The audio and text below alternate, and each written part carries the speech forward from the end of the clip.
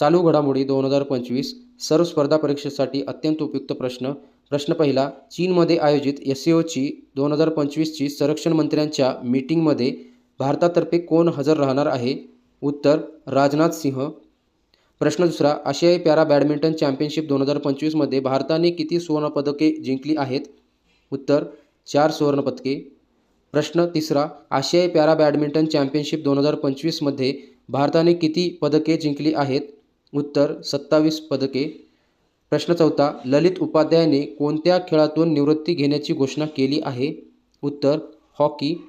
प्रश्न पाचवा, आशियाई पॅरा बॅडमिंटन चॅम्पियनशिप 2025चे आयोजन कोठे करण्यात आले होते? उत्तर, थायलंड.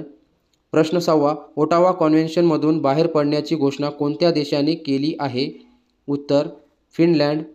प्रश्न सातवा, आंतरराष्ट्रीय ऑलिम्पिक दिन 2025ची थीम काय आहे?